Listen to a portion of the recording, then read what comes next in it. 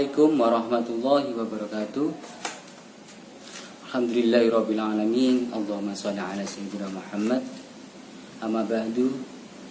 Anak-anakku sekalian yang dirahmati oleh Allah Subhanahu wa taala. Alhamdulillah kita masih bisa melaksanakan ibadah puasa di hari ketiga ini. Mudah-mudahan kita dalam keadaan sehat walafiat sampai kita bertemu bulan Syawal. Baiklah, untuk kajian pada hari ini melanjutkan materi yang kemarin, yakni tentang ketentuan-ketentuan puasa. Ketentuan-ketentuan puasa ini meliputi syarat dan rukun puasa. Syarat wajib puasa. Siapakah orang-orang yang diwajibkan untuk menjalankan puasa? Orang yang diwajibkan menjalankan puasa yang pertama adalah orang Islam. Siapapun yang sudah masuk Islam, maka dia diwajibkan untuk puasa. Syarat selanjutnya adalah berakal sehat, tidak gila, balik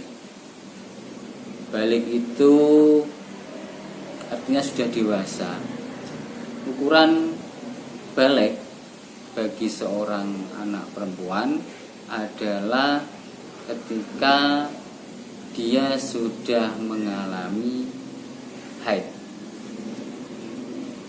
Kalau untuk anak laki-laki, ukuran balik itu apabila sudah mimpi basah. Mimpi basah itu adalah mimpi yang mengeluarkan cairan mani dari alat kelaminnya. Sedangkan untuk ukuran umum, apabila belum haid atau belum juga mimpi basah, maka ukuran balik adalah berusia 15 tahun.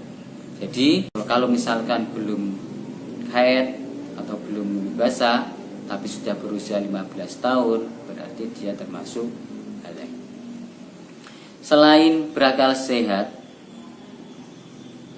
juga balik, ada lagi tamyiz.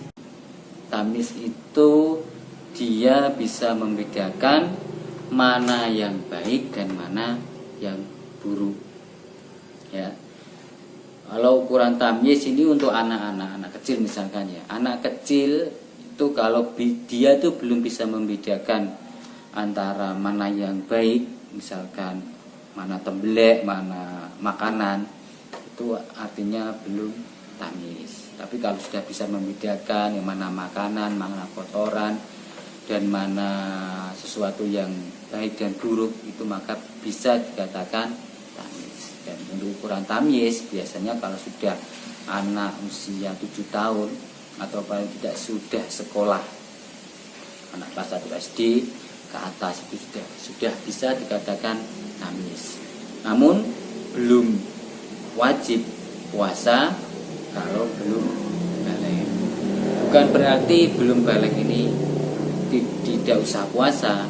Puasa tetap dilaksanakan sebagai upaya belajar ketika kemudian nanti balik, sehingga tidak kesulitan beradaptasi dengan kewajiban-kewajiban ketika balik. Selanjutnya, orang yang wajib melaksanakan puasa adalah mampu melaksanakan puasa. Mampu ini artinya untuk orang yang sehat. Kalau orang sakit, bolehlah dia tidak puasa, tapi juga harus mengganti. Kalau orang sepuh, orang yang tua renta, boleh saja tidak puasa, tapi harus kalau mengganti, kalau mampu. Kalau tidak mampu mengganti, ya harus membayar fidyah. Nanti dijelaskan. Atau juga orang menyusui. Artinya orang yang mampu. Itu artinya dalam agama tidak memaksakan sesuatu atau menyusahkan umatnya. Selanjutnya sehat, ya tadi bukan orang yang sedang sakit. Dan yang kelima adalah mukim. Artinya mukim ini orang yang tinggal di suatu tempat atau menetap. Kalau bukan mukim namanya musafir. Musafir ini orang yang bepergian dengan jarak jauh minimal kurang lebih 81 km. Kalau dari sini kurang lebih 81 km itu sampai Semarang atau ke baratnya Kendal, Batang. Nah, orang musafir boleh saja tidak puasa, tapi ya juga tetap dia harus menggantinya ketika sudah di rumah. Itu boleh tidak puasa, tapi tetap kalau mampu ya puasa. Nah, itu tadi. Selain syarat wajib, ada juga syarat sah. Meskipun tidak wajib, ada syarat ketika puasa itu bisa dianggap sah. Yakni syarat sahnya puasa adalah Islam. Islam tadi. Kalau nggak Islam tidak sah puasanya. Kemudian tamyiz. Nah, tadi saya jelaskan anak-anak yang belum balik tapi sudah tamyiz, mereka puasanya sah dan tetap mendapatkan pahala puasa. Terus suci dari haid dan nifas bagi perempuan.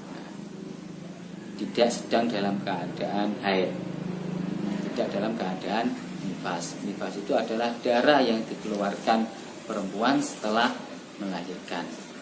Dan satu lagi, pada waktu yang diperbolehkan puasa. Sebagaimana kemarin ada 5 waktu yang diharamkan untuk menjalankan puasa. Nah, setelah kita mengetahui syarat wajib dan syarat sahnya, maka perlu juga supaya puasa ini sah, maka harus memenuhi rukunnya.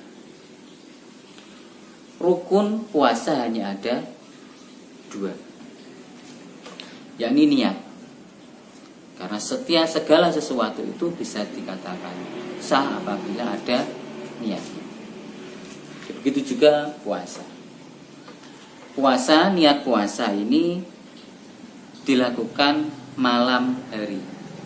Jadi bisa dilakukan mulai malam hari itu mulai maghrib sampai dengan fajar.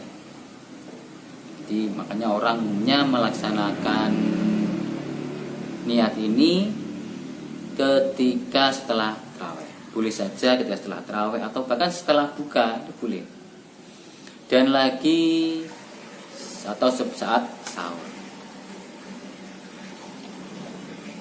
Nah, niatnya sudah bisa untuk niat puasa Ramadan ini, karena puasa itu niatnya harus tiap malam, tiap hari. Makanya niatnya Bismillahirrahmanirrahim, nawaitu somaudin an adai fardhi syahri Ramadana hari sanati lillahi ta'ala. Samping niat, maka rukun yang kedua adalah menahan diri dari makan dan minum dan semua yang membatalkannya dari fajar. Kalau kalian tahu subuh sampai dengan tenggelamnya matahari atau maghrib. Nah, kiranya cukup sampai sini dulu. Kita lanjutkan besok. Mudah-mudahan bermanfaat. Akhirul kalam. Wassalamualaikum warahmatullahi wabarakatuh.